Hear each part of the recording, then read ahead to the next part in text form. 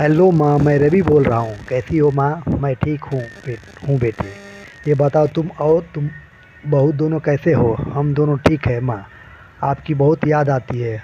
अच्छा सुनो माँ, मैं अगले महीने इंडिया आ रहा हूँ तुम्हें लेने। क्या? हाँ माँ। अब हम सब साथ ही रहेंगे। नीतू कह रही थी माँ जी को अमेरिका ले आओ, वहाँ अकेली बहुत परेशान हो रही होगी। हेलो, सुन रही हो माँ? हाँ बेटे। बूढ़ी आंखों से खुशी की अश्रुधारा बह निकली।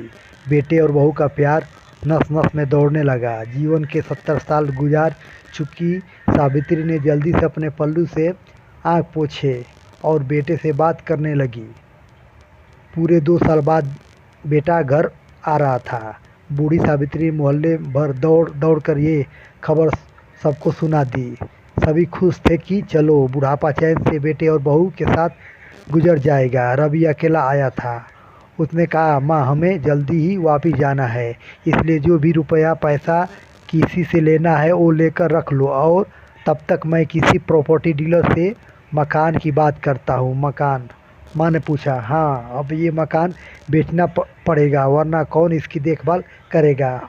हम सब तो अब अमेरिका में ही रहेंगे। बूढ़ी आँखों बूढ़ी आँखों ने मकान के कोने कोने को ऐसा निहारा जैसे किसी अबोध बच्चे को सहला रही हो। आनन फानन और औने पौने दाम में रवि ने मकान बेच दिया। सावित्री देवी ने वो जरूरी सामान समेटा जिससे उनको बहुत ज़्यादा लगाव था। रवि टैक्सी मंगवा चुका था। एयरपोर्ट पहुंचकर रवि ने कहा, माँ तुम यहाँ बैठो, मैं अंदर जाकर सामान की जांच और बोर्डिंग और वीज़ा का काम निपटा लेता हूँ। ठीक है बेटे। सावित्री देवी वहीं पास की बेंच पर बैठ गई। काफ़ी समय बीत चुका था। बाहर बैठी सावित्री देवी बार बार उस दरवाजे की तरफ देख रही थी। इसमें रवि गया था लेकिन अभी तक बाहर नहीं आया। शायद अंदर बहुत भीड़ होगी, सोचकर बूढ़ी आंखें फिर से टकटकी लगाए देखने लगी थी। अंधेरा हो चुका था। एयरपोर्ट के बाहर गहमागहमी कम हो चुकी थी। माँ जी किससे मिलना है? एक कर्मचारी ने वृद्धा से पूछा। मेरा बेटा अंदर गया था टिकट लेने, वो मुझे अमेरिका लेकर जा रहा है, सावित्री देवी ने घबरा कर कहा। लेकिन अंदर तो कोई पैसेंजर ही नहीं है। अमेरिका जाने वाली फ़्लाइट तो दोपहर में ही चली गई। क्या नाम था आपके बेटे का? कर्मचारी ने सवाल किया। रवि। सावित्री के चेहरे पर चिंता की लकीरें उभर आई। कर्मचारी अंदर गया और कुछ देर बाद बाहर आकर बोला, माँ जी आपका बेटा रवि तो अमेरिका जाने वाली फ़्लाइट से कब का जा चुका है। क्या?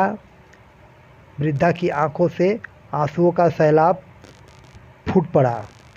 बूढ़ी माँ का रोम रोम काँप उठा। किसी तरह वापस घर पहुंची जो अब बिक चुका था।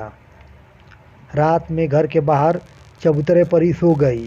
सुबह हुई तो दयालु मकान मालिक ने एक कमरा को दे दिया। पति की पेंशन से घर का किराया और खाने का काम चलने लगा। समय गुजरने लगा। एक दिन मकान मालिक ने वृद्धा से पूछा, माँ जी क्यों नहीं आप अपने किसी रिश्तेदार के यहाँ चली जाए? अब आपकी उम्र भी बहुत हो गई है, अकेली कब तक रह पाएंगी? हाँ चली जाऊँ, लेकिन कल को मेरा बेटा आया तो यहाँ फिर कौन उसका ख्याल रखेगा? आँख से आंसू आने लग गए। दोस्तों, माँ बाप का दिल कभी मत दुखाना। माँ तो माँ होती है। अगर वीडियो अच्छा लगे तो लाइक सब्सक्राइब शेयर ज़रूर करें। Thanks for watching.